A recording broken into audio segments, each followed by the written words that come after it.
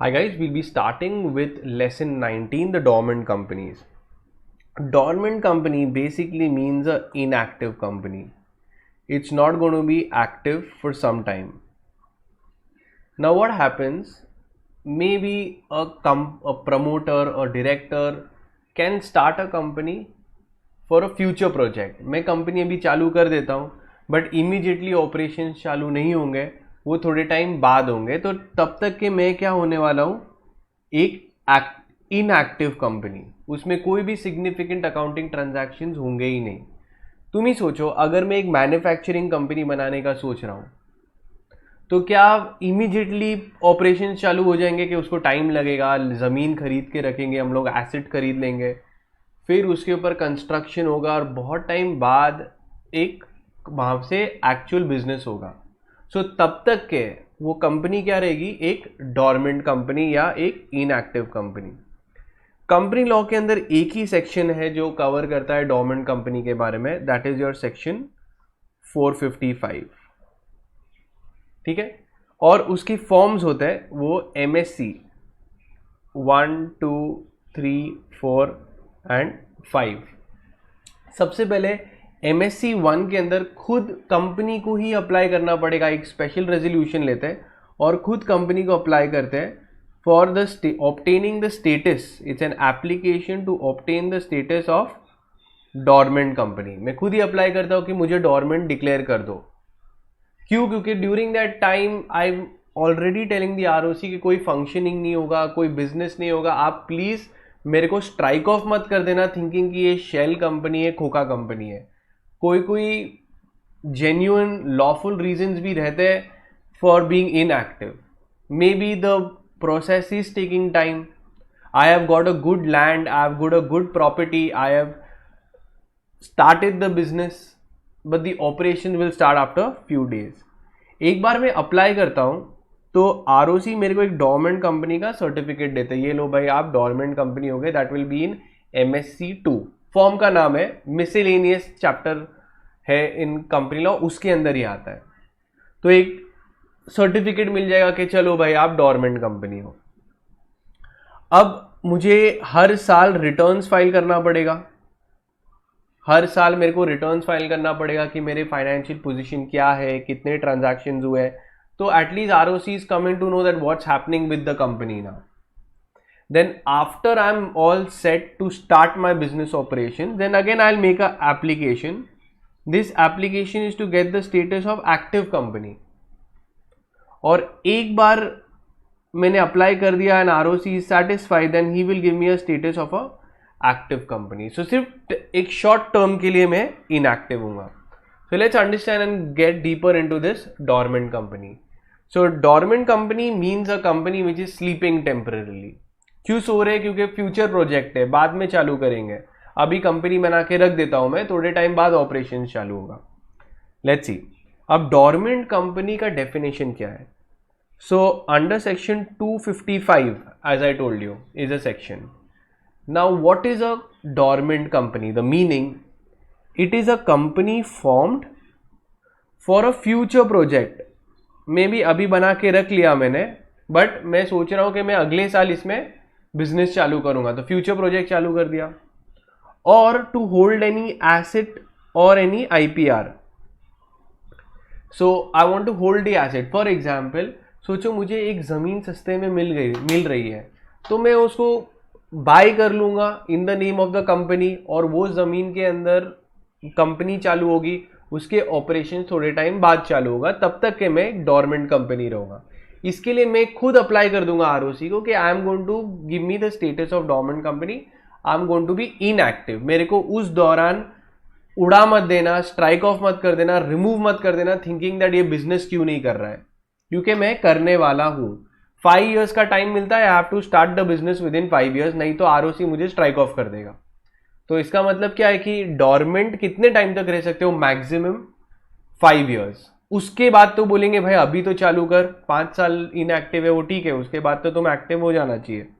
तो a dormant company is a company which has been set up for a future project और to hold any asset now which will not have any significant accounting transactions, कोई भी accounting transaction नहीं होने वाले, इसके लिए वो डॉर्मेंट कंपनी का स्टेटस मिल जाएगा उसको. They can apply to get the status of a inactive company. They'll apply to the ROC. ROC will verify कि हाँ ठीक है genuine application है, इसने ज़मीन लेके बैठा है और बिजनेस चालू करेगा थोड़े टाइम बाद, तो वो they will give the status of a dormant company. Let's see the sections. First is the forms. Application to get the status of dormant company will be in MSC 1. ROC को apply कर दूंगा कि please मेरे को एक dormant company declare कर दो, मैं अभी फिलहाल बिजनेस नहीं करने वाला हूँ, कंपनी बना के रख ली है, बिजनेस में थोड़े टाइम बात करूंगा, तब तक ये मुझे कोई भी परेशान नहीं करना चाहिए. और ऑब्वियसली एक बार डॉर्मेंट कंपनी का स्टेटस मिल जाता है तो कंप्लायंसेस भी कम हो जाते हैं, क्योंकि पता है कि यार ये इनएक्टिव होने वाला है, ये थोड़े टाइम बाद प्लान कर रहा है बिजनेस चालू करने का. अगर ROC सेटिस्फाइड है तो वो तुम्हें एक certificate of status of dormant company दे देगा, तो यहाँ पे तुम अप्लाई करोगे और यहाँ पे ROC तुम्हें स्टेटस दे देगा, तो मैं I will become really happy, अब मैं आराम से धीरे धीरे बिजनेस करके चालू करूंगा. तब ROC बोलेगा इधर आओ, हर साल मेरे को रिटर्न चाहिए, तो MSC 3 फाइल करूंगा. MSC 3 क्या होगा? रिटर्न्स ऑफ डॉर्मेंट कंपनी, कितना फाइनेंशियल ट्रांजैक्शन हुआ, क्या हुआ, वो रिटर्न हर साल भरना है. तो ऐसे ठीक है चलो हर साल भरूंगा, फिर मैं हर साल रिटर्न्स फाइल करूंगा. फिर बाद में now I am all set to start my company, to now start the production, to start the sales, तब मैं ROC को वापस अप्लाई करूंगा to get the status of a active company. So this is an MSC 4 के अंदर I make an application to get the status of active company, and then ROC in MSC 5 will give me the certificate of active company and I will start beginning my operations. Now let's see into the sections. इसमें कितने sections है total? There are a total of 6 subsections in dormant company. एक एक करके देखते हैं. Subsection 1 के अंदर वो लोग ने definition दिया है कि what do you mean by a dormant company? So this is section 455 subsection 1. It says a company which is formed and registered for a future project or to hold certain assets and there will be no significant accounting transactions may apply to the ROC to obtain the status of dormant company. Now they have said inactive मतलब क्या, तुम inactive रहोगे मतलब क्या, it has not been carrying on any business or does not have any significant accounting transaction during the last 2 financial years or has not filed financial statements during the last 2 financial years. तो inactive company क्या होती है? जो पिछले 2 साल तक annual returns नहीं file करते, वो लोग कोई भी फाइनेंशियल स्टेटमेंट्स नहीं फाइल कर रहे, तो वो इनएक्टिव ही हो गई. और सिग्निफिकेंट अकाउंटिंग ट्रांजैक्शंस मतलब क्या? It means any transactions other than those like paying fees to the registrar, fulfilling the requirements under the act, making allotment of shares or just maintaining your office. ये सारे basic transactions है, it is normal accounting transaction. इसके अलावा तुम जो भी करोगे will be called as a significant accounting transaction. So all these transactions is not significant accounting transactions. So what is a significant मतलब major, other than these you do anything will be called as a significant accounting transaction. तो यहाँ पे definition दिया है and in the definition they have also defined what is a inactive company, पिछले 2 साल तक कुछ फाइलिंग नहीं करी है, और significant accounting transactions. Now application dormant company के स्टेटस के लिए कौन अप्लाई करेगा? तो कंपनी खुद एक स्पेशल रेजोल्यूशन पास करेगी और वो लोग खुद ROC को फाइल करेंगे कि भाई प्लीज आप हमको डॉर्मेंट कंपनी डिक्लेयर कर दो. Application will be made in MSC 1 and the certificate of dormant company will be issued in MSC 2. Then they will say कि रजिस्ट्रार एक रिटर्न रजिस्टर मेंटेन करेगा कितनी डॉर्मेंट कंपनीज हैं. In subsection 4, ROC classifies a company as dormant company. In subsection 2 तुम खुद apply कर रहे थे डॉर्मेंट कंपनी के स्टेटस के लिए. सबसेक्शन 4 में क्या होता है? ROC तुम्हें क्लासीफाई कर रहा है as a dormant company suo motu. ROC realises कि तुम पिछले 2 साल तक कुछ भी फाइलिंग नहीं कर रहे हो. So a company which has not filed financial statements और annual returns for 2 financial years consecutively, ROC will issue a notice to them and declare such company to be dormant companies. अब dormant companies को थोड़े compliances करने पड़ेंगे. अब क्या compliances? Basic compliances करने पड़ेंगे. They will have to have the minimum number of directors. Minimum number of directors कितना है? ओपीसी के लिए 1, प्राइवेट के लिए 2 एंड पब्लिक के लिए minimum number of directors is 3. तो 1 2 3 यू कैन रिमेंबर. नाउ और क्या क्या कंप्लायंसेस करने हैं? आई टोल्ड यू ऑल. रिटर्न एक फाइल करना है एवरी ईयर. जब एक्टिव हो जाएंगे वो लोग तब उसको अप्लाई करना पड़ेगा MSc 4 के अंदर to get a active status and the certificate will be issued in MSc 5. Last में अगर तुम 5 साल में अगर एक्टिव नहीं हुए तब ROC तुम्हें स्ट्राइक ऑफ कर देगा from the register of companies. के क्या नाटक है? 5 साल तक कंपनी डॉर्मेंट थोड़ी रह सकती है. Beyond 5 years, ROC has a right to strike you off or if you violated any of the conditions. अब अगर मुझे अप्लाई करना है for the status of a dormant company, सोचो मेरी कंपनी को डॉर्मेंट डिक्लेयर करवाना है, क्योंकि ड्यूरिंग दैट टाइम एक तो कंप्लायंसेस कम हो जाएंगे और during that time nobody can harass me कि आप बिजनेस क्यों नहीं कर रहे, आप खोखा कंपनी है. मैं खुद ही बोल दूंगा हाँ भाई मैं इनएक्टिव रहने वाला हूँ, मैन्युफैक्चरिंग प्लांट चालू कर रहा हूँ. तो इमीडिएटली तो चालू नहीं हो जाएगा, वो बहुत टाइम तक अभी इनएक्टिव रहूंगा मैं. तो मुझे फिर आके परेशान मत करना. अब कौन अप्लाई कर सकता है और क्या रिक्वायरमेंट्स है डॉर्मेंट कंपनी के लिए एप्लीकेशन देने के लिए? सबसे पहले कंपनी को एक स्पेशल रेजोल्यूशन लेना पड़ेगा. उनके ऊपर कोई भी inspection, cases, outstanding loans, defaults, taxes pending, ऐसा कुछ भी नहीं होना चाहिए. तो अगर कोई कंपनी जिसके ऊपर इंस्पेक्शन चालू है या आउटस्टैंडिंग लोन्स बाकी है या वो लोग डिफॉल्ट कर रहे हैं या केसेस बाकी है या टैक्स आउटस्टैंडिंग बाकी है, ऐसी कंपनी को हम लोग डिक्लेयर नहीं कर सकते एज डॉर्मेंट कंपनी. और it should not be a listed company. तो listed companies can not apply to for the status of dormant company. इतनी बड़ी कंपनी कैसे डॉर्मेंट हो सकती है? अब let's see from the module. So एक सेक्शन है 455 और 5 फॉर्म है. पहले में अप्लाई करोगे, दूसरे में स्टेटस मिलेगा, तीसरे में रिटर्न फाइल करोगे, फोर्थ में एप्लीकेशन एक्टिव के लिए दोगे और फिफ्थ में तुम्हें स्टेटस मिल जाएगा. अब देखते क्या है ये from the module. First is which is the section 455. अब डॉर्मेंट कंपनी मतलब क्या? It is a inactive company in the records of the registrar which is not going to conduct any business activity.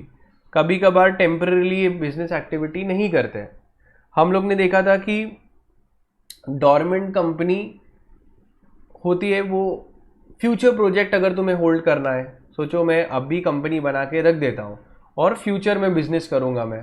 थोड़े कभी कभार intellectual property के लिए भी hold करते हैं. फॉर एग्जाम्पल मैं एक सॉफ्टवेयर बना रहा हूँ, हम लोग की भी एक सॉफ्टवेयर कंपनी है, तो हम लोग ने वो बना के रख दिया है कंपनी, अभी तक एक भी ट्रांजैक्शन नहीं हुआ सोचो, तो तब तक कि मैं डॉर्मेंट रहने वाला हूँ. क्यों नहीं हुआ ट्रांजैक्शन? मे बी मेरा ऑडिट बाकी है, मे बी उस बीटा स्टेज में है, मे बी थोड़ा और मेरे को रुकना है, मे बी मैं इन्वेस्टर्स के लिए रुक रहा हूँ. तो अभी तक मैं कुछ भी पिच नहीं कर रहा हूँ. Business reasons I am having that company but the main operations will start after some time, so I am going to be dormant for a certain time. What do you, so subsection 1 क्या बोलता है? It defines what is a dormant company. So dormant company is a company which is registered and formed under the act to hold for a future project or to hold assets or intellectual property and has no significant accounting transaction. अब कौन apply करेगा? खुद company apply करेगी. वो लोग ने define किया है इनएक्टिव कंपनी क्या होती है और सिग्निफिकेंट अकाउंटिंग ट्रांजैक्शंस क्या होते हैं. Now obtaining the status of dormant company कैसे मिल सकता है? डॉर्मेंट कंपनी या तो तुम खुद अप्लाई करो, तुम अप्लाई करोगे MSc 1 के अंदर और तुम्हें सर्टिफिकेट मिलेगा MSc 2 के अंदर, या फिर ROC खुद आइडेंटिफाई कर सकता है. ROC खुद रेडार में देखेगा ये कंपनी ने 2 साल तक फाइलिंग्स की नहीं है, एक काम करो इसको डोरमेंट के कैटेगरी में डाल दो। तो डोरमेंट के कैटेगरी में डाल दिए कि भाई कंपनी कुछ काम नहीं कर रही है, फिर हम लोग रुकेंगे और फिर बाद में डोरमेंट कंपनी एक्टिव नहीं हुई तो हम उसको आरओसी, उसको रजिस्टर ऑफ कंपनीज में से निकाल देगा, स्ट्राइक ऑफ कर देगा, डिसॉल्व कर देगा कंपनी। ओके भाई, जब काम कर रहे नहीं हो तो बना के क्यों रखे हो company. Next, the registrar shall initiate the process of striking off if the company does not become active within a period of 5 years। तो मैक्सिमम 5 years तक डोरमेंट रह सकते हो। या तो कंपनी खुद अप्लाई कर सकती है या आरओसी खुद तुम्हारा स्टेटस डोरमेंट का डिक्लेयर कर सकता है। अब देखते हैं what is the procedure to obtain the status of a dormant company. तो सिंपल सी चीज है, मेरी कंपनी को डोरमेंट का स्टेटस चाहिए तो कैसे लूं मैं। मेरी कंपनी अभी जमीन अच्छी रेट पे मिल रही थी तो बाय करके रख दिया कंपनी के नाम पे, और बिजनेस में थोड़े टाइम बाद चालू करूंगा, तो मेरे को ये डोरमेंट कंपनी डिक्लेयर करना है। कैसे करूं? तो सबसे पहले बोर्ड रेजोल्यूशन लूंगा, ऑडिटर्स के पास से सर्टिफिकेट लेना पड़ेगा और शेयर होल्डर्स का 75% कंसेंट लेना पड़ेगा, स्पेशल रेजोल्यूशन पास करना पड़ेगा। अगर स्पेशल रेजोल्यूशन पास किया तो MGT 14 फाइल करना है आरओसी के साथ में। और हमारे मेन फॉर्म्स कौन से फॉर्म्स है? MSc 1 के अंदर मैं अप्लाई करूंगा और सर्टिफिकेट आरओसी इशू करेगा MSc 2 के अंदर।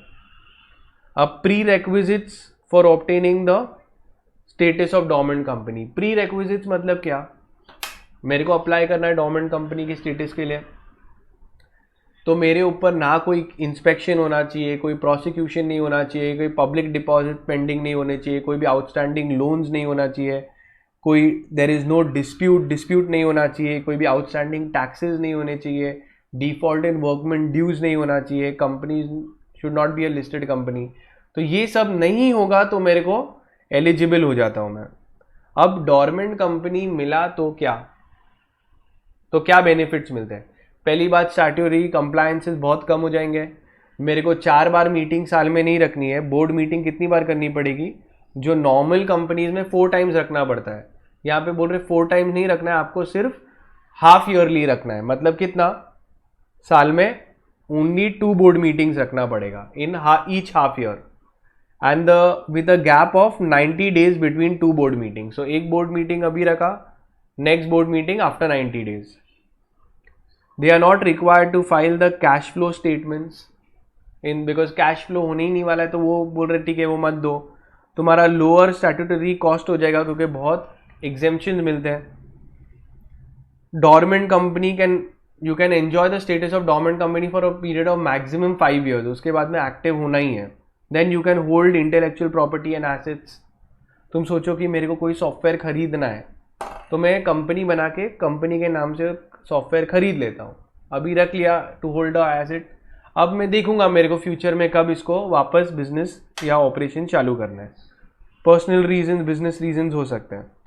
Compliances that they need to follow. तो क्या क्या कंप्लायंसेस डोरमेंट कंपनी को करना पड़ेगा? सबसे पहले जो मिनिमम नंबर ऑफ डायरेक्टर्स बोला है वो तुमको मेंटेन करना पड़ेगा। पब्लिक के लिए 3, प्राइवेट के लिए 2 डायरेक्टर्स, ओपीसी के लिए 1 डायरेक्टर होना ही चाहिए। नेक्स्ट, उनको एनुअली MSc 3 के अंदर रिटर्न्स फाइल करना पड़ेगा। फिर they have to hold board meetings in each half year, हम लोग ने देखा था। अब क्या होता है? An application for obtaining the status of active company. अगर वापस एक्टिव करना है तो I told you all MSc 4 में अप्लाई करूंगा और सर्टिफिकेट मिलेगा MSc 5 के अंदर मिसेलेनियस। अब ये कितने टाइम के अंदर? Before the end of 5 years you have to apply. Procedure to obtain the status of active company, MSc 4 में अप्लाई करो, MSc 5 में सर्टिफिकेट मिलेगा and that is it. So only one important section is there, section 455 for dormant company, and your important forms you need to remember, that is MSc 1, 2, 3, 4, 5, and that is it. We are done with the chapter.